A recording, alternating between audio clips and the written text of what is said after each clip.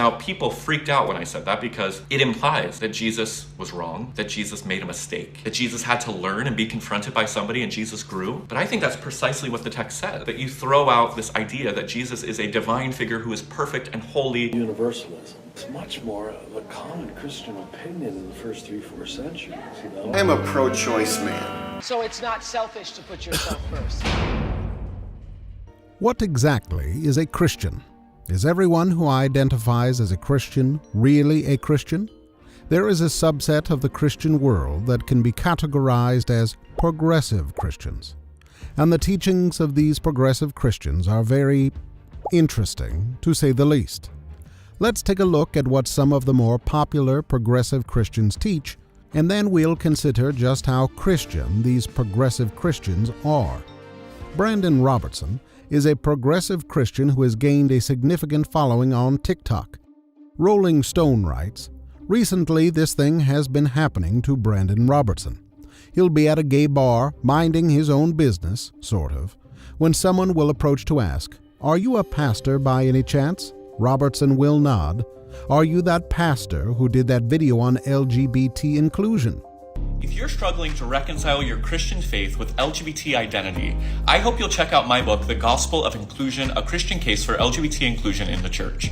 This book is a result of years of me wrestling with the Bible, wrestling with the ancient languages, wrestling with the ancient cultures and how the Greco-Roman world and ancient Jewish world understood sexuality and gender identity in order to understand what the Bible actually taught about LGBT people and our relationships. And I come to the conclusion that the Bible points us on a trajectory towards radical inclusion, that LGBT people reflect the image of God and the creativity of God, and that God delights in us and in our relationships." Robertson will nod again.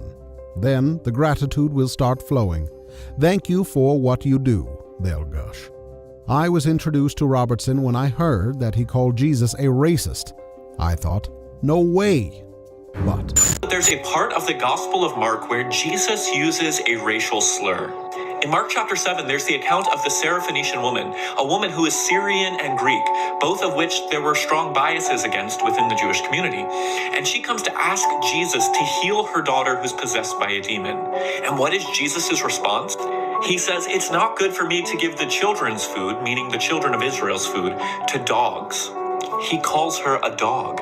What's amazing about this account is that the woman doesn't back down. She speaks truth to power. She confronts Jesus and says, "Well, you can think that about me, but even dogs deserve the crumbs from the table." Her boldness and bravery to speak truth to power actually changes Jesus' mind. Jesus repents of his racism and extends healing to this woman's daughter. now let's just try searching Brandan Robertson on YouTube. The first result is, Christians stop idolizing Jesus. I wonder if the video is as bad as it sounds. Now, people freaked out when I said that because it implies that Jesus was wrong, that Jesus made a mistake, that Jesus had to learn and be confronted by somebody and Jesus grew. But I think that's precisely what the text says. The text doesn't say Jesus was testing her faith. There's no indication that this was some sort of divine test that Jesus actually all along was going to heal her daughter. No, Jesus only heals her daughter after he's confronted by this woman. She holds a mirror up to him and he has to see that he's limiting God's justice in the world. And Jesus changes and Jesus learns, Jesus repents. Yes, this means that if you embrace this interpretation of the story, that you throw out this idea that Jesus is a divine figure who is perfect and holy and so separate from us. But I think this is what the text is actually conveying. Wow, yeah, that's bad. If Jesus wasn't perfect, then there is no way he could save us or make us perfect. Is it your kind of Jesus? Jesus defined by you? Or is it the Jesus defined by himself? And look what he says. Verse 21, "From that time Jesus began to show his disciples that he must go to Jerusalem and suffer many things from the elders and chief priests and scribes and be killed and be raised up on the third day." So we're talking about something more here than a prophet. We're talking about a redeemer. Because let me share with you something. If this day you believe that Jesus is the Messiah and the Son of God, this very day, and you go out and buy yourself a Bible, and if you could, from this very day, you obeyed every command internally, externally, every disposition of yours was perfect, every word, every attitude, every thought was sinless, from this very day until judgment, you would still stand condemned before God. John Pavlovitz is an American pastor and author. known for his progressive social and political writings from a liberal Christian perspective. Let's see what kind of a rabbit hole this man will lead us down. Let's start with YouTube, searching John Pavlovitz. A pro-choice man grieves pro-life women. Can it really be what it sounds like? I am a pro-choice man, and there's a strange moment in nearly all of my interactions with professed pro-life women. Whether on social media or in person, I eventually have a realization. Only one of us believes that she should have full autonomy over her own body, and it isn't her. Full autonomy over her own body is a very interesting way of saying the right to end the life of another human being. You know, that worked. That question, it's okay to kill a baby in the womb, when? Stopped his mouth, because anger is a sign of conviction. So I went back and began asking the same question and found that we had a video with people changing their minds about the issue of abortion. Here's another video. No, the Bible doesn't say that being LGBTQ is a sin.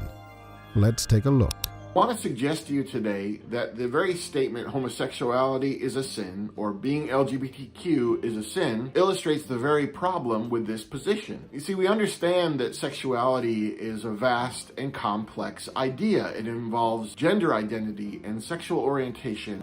But is gender identity really a thing? More fundamentally, there's an argument about what it means to be a man or a woman. Just let that sink in for a moment. We went from having an argument about, what were acceptable sexual practices to then going to an argument about who are acceptable marriage partners, and now to an argument about what is a male and what is a female, what is a man and what is a woman. And what about sexual orientation? Is it really what people claim it is? I mean, suppose, we can say that I have a genetic predisposition toward violence. Does that make it okay? Because we can prove that I have a genetic predisposition. If I have a genetic predisposition toward drunkenness, does that make it okay? Officer pulls me over. Sir, you been drinking? Officer, I don't even know. Sir, you want to get out of the car? Okay, but before I do, you should need to know I got that drunk gene. Oh, well, sir, I'm sorry. Please weave on your way.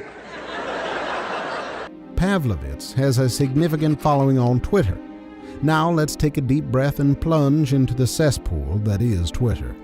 If Texas doesn't elect at Beto O'Rourke, it will be one of the greatest disasters in our days. A true leader. Ah yes, Beto O'Rourke, the leader who will save us all, except babies. With a Democratic governor who's going to restore the right to choose and for every woman to make her own decisions about her own body, her own health care, her own future. That's the way forward, but we've got to win. Dear Democrats in Congress, fight for us. Sincerely, America. Of course, because Democrats are our moral superiors. If you see anybody from that cabinet in a restaurant, in a department store, at a gasoline station, you get out and you create a crowd. And you push back on them. And you tell them they're not welcome. Richard Rohr has been called one of the most popular spirituality authors and speakers in the world by PBS. Rohr is even praised by Oprah. You are inviting us into a different way of thinking with the universal Christ, how a forgotten reality can change everything we see, hope for, and believe. What would Jesus, the Christ, think of what has been made of his name if he were to come today, do you think? And guess who else Rohr is friends with? That's right, Brandan Robertson. It seems these progressive Christians are all friends with each other. Here they are talking about universalism. That's why what you call universalism is much more of a common Christian opinion in the first 3-4 centuries, And then it became marginalized. Now it's called universalism. The assumption is, if God is victorious, then God is victorious. God doesn't lose. That's what it means to be God. But the Bible clearly talks about a place called hell. The atonement is limited because people go to hell. Jesus said in the Sermon on the Mount, many will say to me, Lord, Lord, and I will say to them, depart from me, you workers of iniquity, I never knew you. Jesus talked more about hell than he did about heaven. We know that hell is a reality, and we know people go there and perish forever. Rohr also contributed to a book called Homosexuality and Christian Faith, Questions of Conscience for the Churches. We conclude with the practical questions of ordaining gays and lesbians, blessing their unions, and granting them not only full human rights, but wholehearted acceptance in our churches. Oprah is by far the most progressive who calls herself a Christian. I am not talking about religion. I am a Christian. That is my faith. I'm not asking you to be a Christian. If you want to be one, I can show you how. Unsurprisingly, Oprah's God is also pro-LGBTQ. The God I serve doesn't care whether you're tall or short, or whether you were born black or Asian or gay. And unsurprisingly, Oprah doesn't believe Jesus is the only way to God and salvation. In life, either you're moving toward the darkness or you're moving toward the light. Right. She calls it fear and love. There's this wonderful book called Ishmael by Daniel Quinn. It talks about one of the points it brings out is one of the mistakes that human beings make is believing that there is only one way to live. That's and right. That we don't accept that there are diverse ways of being in the world, that there are millions of ways to be a human being. Please God? And many ways, but many paths to what you call God. That and her path might be something else, and when she gets there, she might call it the light. But her loving and her kindness and her generosity brings her to the same point that it brings you. It doesn't matter whether she called it God along the way or not. And unsurprisingly, Oprah's Jesus is a self-help kind of Jesus. Jesus said, what you do to the least of these and how you treat other people, you treat your brother like yourself. Okay, that's when you're getting into the service, but in your life, yes, you've got to be as good to you as you want to be to God in order to be of service to others in the world. So it's not selfish to put yourself first. No, it's self-full. It's self-full. It's self-full to be first, to be as good as possible to you, to take care of you, to keep you whole and healthy.